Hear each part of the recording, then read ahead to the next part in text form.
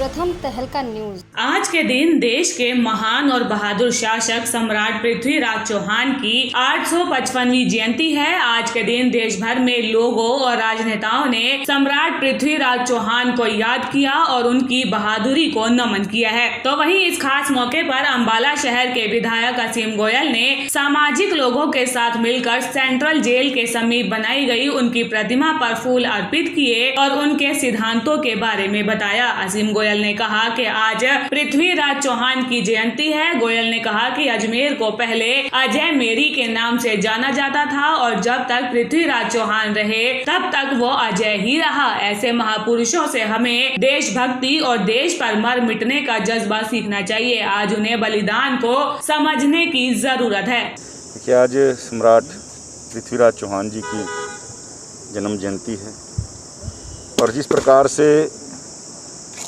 उन्होंने अपना पूरा जीवन हिंदवी राज्य के लिए संघर्ष किया। अजमेर, जिसको हम उस समय अजय मेरू के नाम से जानते थे, अजय मैंने ना जीता जा सकने वाला और मेरू मैंने पर्वत, यानी वो अपने आप में जब तक पृथ्वीराज चौहान जी रहे एक अजय मेरू के नाते, एक अजात शत्रु के नाते, और उन्होंने हमेशा एक सम्राट की तरह, एक योद्धा की तरह हिंदवी राज्य को आगे बढ़ाने के लिए अपना पूरा जीवन लगाया।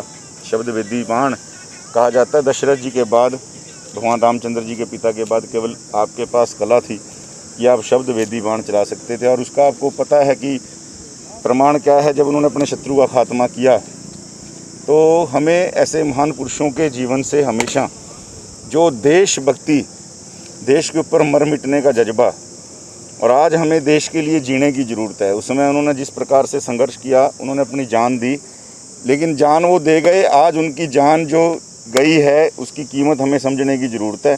हमें देश के लिए जीने की ज़रूरत है, देश को उनके बताए गए रास्तों के ऊपर चलाने की ज़रूरत है, खुद चलने की ज़रूरत है।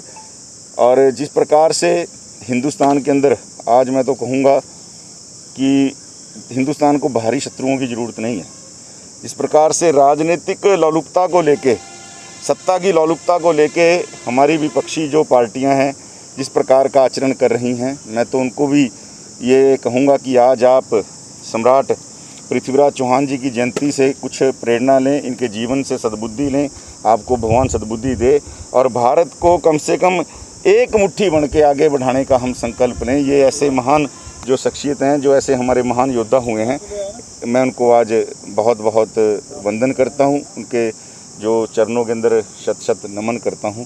और आपकी प्रेरणा से हम आगे इसी प्रकार अपने जीवन को और देश को। इसके साथ ही उन्होंने ये भी कहा कि इस समय सत्ता के लालच को लेकर विपक्षी पार्टियां जिस तरह का आचरण कर रही है, उन्हें पृथ्वीराज चौहान के जीवन से प्रेरणा लेनी चाहिए और भगवान ऐसे लोगों को सद्बुद्धि दे। इस समय भारत को बाहरी शत्रुओं की जरूरत नहीं है। प्रथम तहलका के लिए अंबाला से ब्यूरो रिपोर्ट।